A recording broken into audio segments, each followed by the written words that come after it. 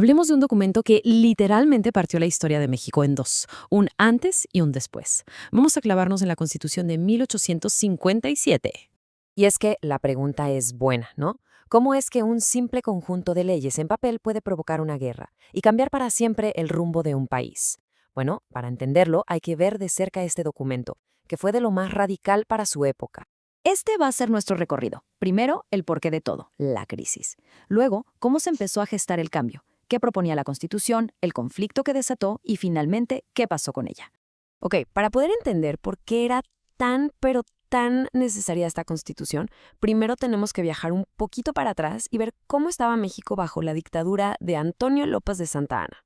A ver, el panorama era desolador. El país estaba en quiebra. Santa Anna, que se hacía llamar su Alteza Serenísima, se sacó de la manga impuestos que de verdad suenan a chiste, como cobrar por cada ventana que tuviera una casa. Además, las aduanas internas, las alcabalas, hacían que comerciar dentro del propio México fuera una pesadilla. Y para rematar, la Iglesia acumulaba una cantidad de riqueza y poder impresionantes.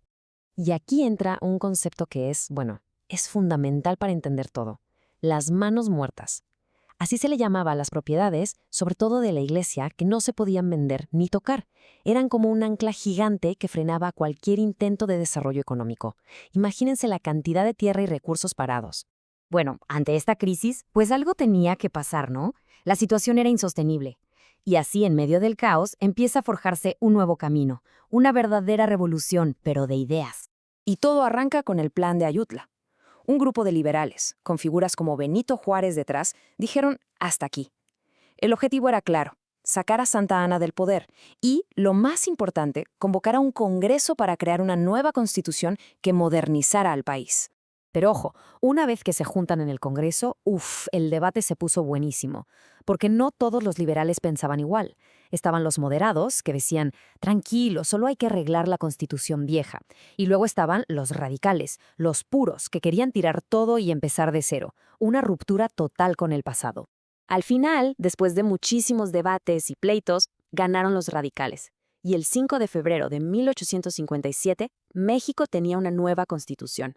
Y no era cualquier cosa, ¿eh? Era un plan súper ambicioso para construir un país completamente diferente. En esencia, todo se basaba en dos ideas gigantes. Primero, adiós al poder centralizado, hola a una república de estados libres y soberanos. Y segundo, y quizá más importante, los derechos de las personas pasaban a ser el centro de todo. Se trataba de ponerle un alto a los abusos de poder. Y este artículo, el 39, es el corazón de todo. Imagínense lo que significaba en ese momento. Decir, con todas sus letras, que el poder no lo tiene ni el presidente, ni los militares, ni la Iglesia, sino el pueblo. Una idea de verdad revolucionaria. Claro, este era un golpe directo al régimen anterior, donde decir lo que pensabas te podía costar muy caro. El artículo 7 garantizaba que la gente pudiera hablar y escribir libremente, sentando las bases de una nueva forma de hacer política. Y este es un golpazo a los privilegios. Los fueros eran como un pase de «a mí no me toques». Si eras militar o cura, la ley civil, pues casi no te aplicaba. Este artículo buscaba algo muy simple pero poderosísimo: que todos fueran iguales ante la ley. Se acabaron los privilegios. Y aquí, ¡pum!, le pegan directo al problema de las manos muertas. Este artículo le quitaba a la Iglesia el poder de acaparar tierras y propiedades que no usaba para sus fines religiosos. El objetivo era claro: poner esa riqueza a circular y mover la economía del país. Ahora, era obvio que moverle el tapete hacia las instituciones más poderosas, pues no iba a salir gratis. La reacción fue inmediata, furiosa y, al final, inevitable. Y la cosa se puso seria, porque la oposición no era nomás local. No, llegó desde el Vaticano.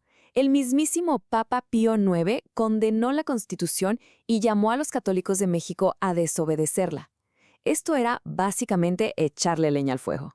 Y de las palabras, pues se pasó a los balazos. Así de rápido, los conservadores lanzaron el plan de Tacubaya para desconocer la Constitución, y para 1858, México estaba hundido en una terrible guerra civil, la Guerra de Reforma.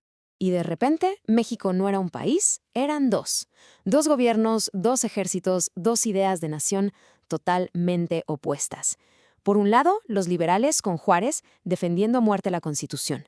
Por el otro, los conservadores con Zuluaga, queriendo regresar al viejo orden de privilegios para la iglesia y el ejército. Ok, después de 3 años de guerra sangrienta, ganaron los liberales. Pero aquí, la historia, en lugar de acabar, se complica todavía más. El viaje de esta constitución estaba muy lejos de terminar. Porque apenas estaban acomodando y ¡zas!, llega la invasión francesa. Y luego, años más tarde, la dictadura de Porfirio Díaz. Durante décadas, la Constitución, aunque legalmente existía, pues básicamente quedó en el papel, guardada en un cajón. Sus principios de libertad y democracia eran ignorados todos los días. Este momento es súper simbólico. Imagínense la escena. En el aniversario de la Constitución, un grupo de opositores a Díaz cuelga una manta gigante que dice así, con todas sus letras: la Constitución ha muerto. Parecía que, ahora sí, ese sueño de 1857 se había apagado para siempre. Pero, ¿de verdad había muerto? Pues no, porque ese espíritu, esas ideas de soberanía popular, de derechos, de igualdad ante la ley, nunca murieron. Se convirtieron en la bandera de la Revolución Mexicana. Y el resultado fue la Constitución de 1917, la que nos rige hoy, que tomó el corazón de la de 1857 y lo hizo más grande y más fuerte. Y esto nos deja pensando, ¿no? Al final, la lucha por la libertad de expresión, por la igualdad ante la ley, por un gobierno que responda al pueblo, esa no es una historia solo de México. Es una lucha que sigue muy, pero muy viva en muchas partes del mundo hoy mismo.